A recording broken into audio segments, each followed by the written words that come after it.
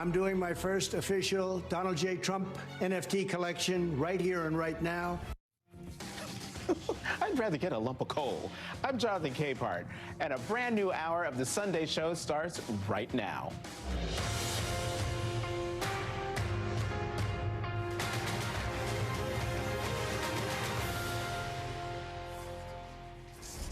In less than 24 hours, Donald Trump could make history as the first president to receive a criminal referral from Congress when the House January 6th Select Committee convenes for its final public hearing. Committee Chair Congressman Benny Thompson has hinted that new evidence may be presented as the panel lays out its case and holds a public vote on criminal referrals for those involved in the plot to overturn the election. While these referrals won't carry any legal weight, they are still significant. And as America holds its breath to see whether Trump will bear any accountability for his actions, we also turn to those sitting members of Congress who, despite trying to undermine the political process, are still in positions of power in our government. Tom Nichols wrote for The Atlantic, these election deniers and seditionists are still in Congress, and they have faced no real repercussions for their disloyalty to the Constitution. Indeed, these same people will be sworn back into office in January, making a mockery of their oath. Worse, they will be the majority. Congressman Jim Jordan is expected to become the chairman of the House Judiciary Committee. Welcome to The Real Nightmare Before Christmas. Joining me now, Jen Psaki, MSNBC host and former White House press secretary, and Olivia Troye, former top aide to then Vice President Mike Pence. Thank you both very much. Great to be here. For coming to the Sunday shows. Olivia, since you're not on set, I'm going to give you the first question. Congress is about to receive an infusion of House members who were just fine with the events of January 6th. What does it mean? What does this mean for the makeup of Congress moving forward? Not the makeup of Congress, but the functioning of Congress going forward. Look, I think it's completely unsettling. I think you're going to see all of these actors engage in very partisan hit jobs, and I think it's going to be the retaliatory Congress that they want. I think it's going to be revengeful. I think we're going to see them kind of attack public servants. I think it's their dream come true. And I think it's alarming. I think it's important for people to really remember that these individuals were going to be willing to overturn a free and fair election and undermine our democracy directly. And when I look at them, I think of others. I think of other layers of our government that are bigger than just Trump, members of Congress. I think about Jeannie Thomas, who has, I'm just curious as to what sort of investigation went on there when it comes to her and her involvement. She still has a direct link to a sitting Supreme Court justice.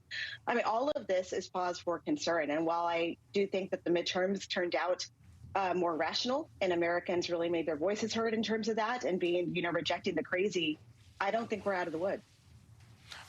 Right. Yeah, I don't think we're out of the woods yet either, no. Jen. And, nor the many members in Congress either. Well, right. So let's talk about these criminal referrals, because if they are levied against Trump or even sitting members of Congress, I'm wondering, how does that shift the political terrain there on Capitol Hill, but also nationally? Because in the face of all the evidence, there are still people who will look at this, if the criminal referral, or even if DOJ files criminal charges on its own, that, oh no, this is all only being done for political reasons. Right, it's true, and we have to be very clear-eyed about that. The answer is we don't know yet, but if you look at what happened over the course of the summer, before the hearing started, and this is a huge credit to the work of the January 6th committee and how they really orchestrated this, right? They did a way better job, in my view, than any of the impeachment hearings. They told the story to the public. The public opinion from the beginning of the hearings to just a few months later in early fall, it shifted by 5 points. It's very hard to shift public opinion in their view of whether or not Trump did something wrong or there was wrongdoing here. So we'll see. I don't know what a criminal referral the week before Christmas, if that alone will shift the public opinion, but that's why it's important to continue to state no president has ever received a criminal referral. No president ever. No president has also ever tried to overturn the outcome of an election. So those things are linked. But the audience here is the American public, and that's who the committee is speaking to.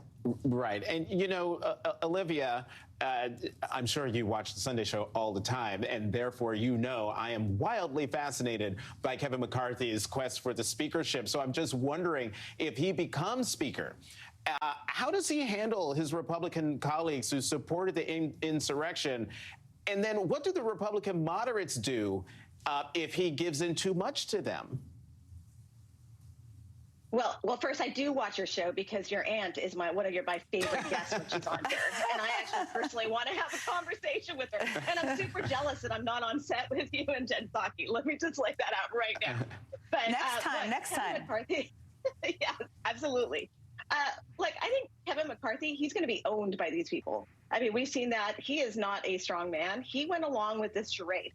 Let's not forget about that, where he was part of this. He is not to be discounted because he went along with all of this. He went along with these lies about the election and all of it. And so now, when you dance with the devil, you eventually get burned. Just ask my former boss, Mike Pence. He certainly learned that firsthand. So I think, he's going to be paralyzed. He's going to be paralyzed in his ability to lead. And I think that these other actors are going to manipulate him. And instead of actually focusing on what Americans need and legislating, he is going to sit there and kind of walk a fine line of how he moves forward. And look, it's to the Democrats' advantage, I think. If I were them, I mean, I'd be thinking strategically on how not to get baited into these events and actually continue to legislate and show Americans their value.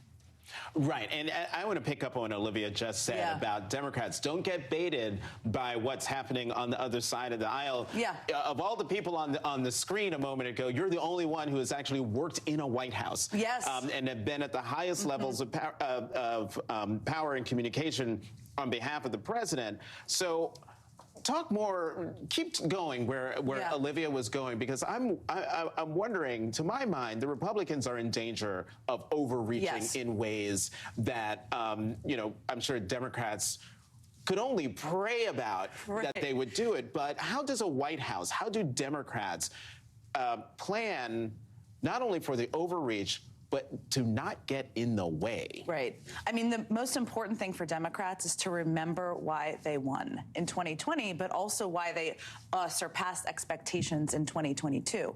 They ran on an agenda. They ran on what they were doing to make people's lives better, whether it was the Inflation Reduction Act. I mean, nobody talks about it that way, but like doing something for the climate, helping people on health care and everyday costs. They have an agenda to run on. What is true for the Democrats and an advantage for them is the Republicans, they've had like 4 dozen, they've listed about 4 dozen people that they might impeach. Nobody's ever heard of most of these people. Once you get past the first few cabinet members, it really does start to become like, what are we doing here? My gas prices are still high. My cost of living is still high. We thought we were electing you to do better. They don't have an agenda that we have seen yet. They don't even know who's going to be speaker yet. That is a disadvantage to the Republicans. Their Democrats need to keep focused on making people's lives better.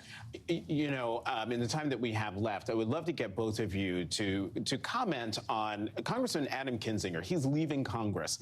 And, as all leaving members of Congress do, they give their final floor speech. And in his final floor speech, he offered a blistering critique of his party. And I want to show part of it here. Let's listen.